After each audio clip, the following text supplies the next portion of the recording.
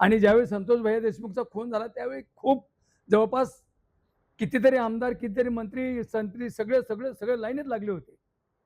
आता या घुलेचा खून 58 दिवस झालं. काही नेते येऊन गेले, भेट देऊन गेले. विलास घुलेची हत्या होऊन जवळपास 57-58 दिवस झालं.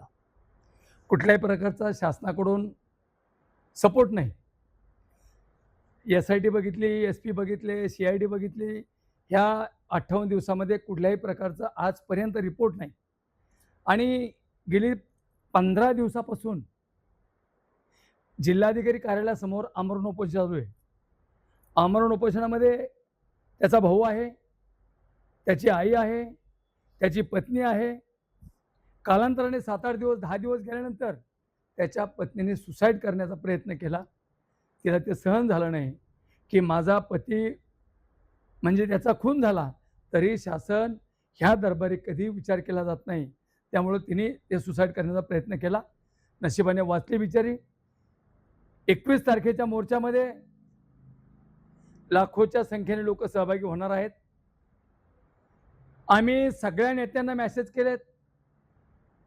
महाराष्ट्रामधल्या सगळ्यांना निरोप दिलाय आणि सगळ्यांनी सांगितले आम्ही या मोर्चामध्ये सहभागी होऊ. ज्याला यायचंय ते येणार आहेत, ज्याला नाही यायचं ते येणार नाहीत.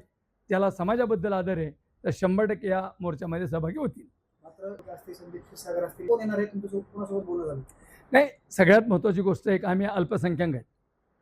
आणि ज्यावेळी संतोष भैया देशमुखचा खून झाला त्यावेळी खूप जवळपास कितीतरी आमदार, कितीतरी मंत्री, संत्री सगळे सगळे सगळे लाईनीत लागले होते.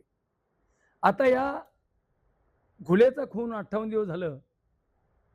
काही नेते येऊन गेले, भेट देऊन गेले. परंतु त्या कुटुंबाला न्याय मिळत नाही. म्हणून उद्या होणाऱ्या परवा येत्या 21 तारखेला मी महाराष्ट्रातल्या बहुजन समाजाला आवाहन करतो, आपण सगळ्यांनी घुले कुटुंबाला न्याय देण्यासाठी आपण मोर्चामध्ये सहभागी व्हावं. आणि मोर्चावर नाही भागलं नंतर एक आठवड्यावर आम्ही रस्ता रोको करू. आता खऱ्या अर्थाने ह्या कुटुंबाला न्याय मिळेपर्यंत आम्ही स्वस्थ बसणार नाही.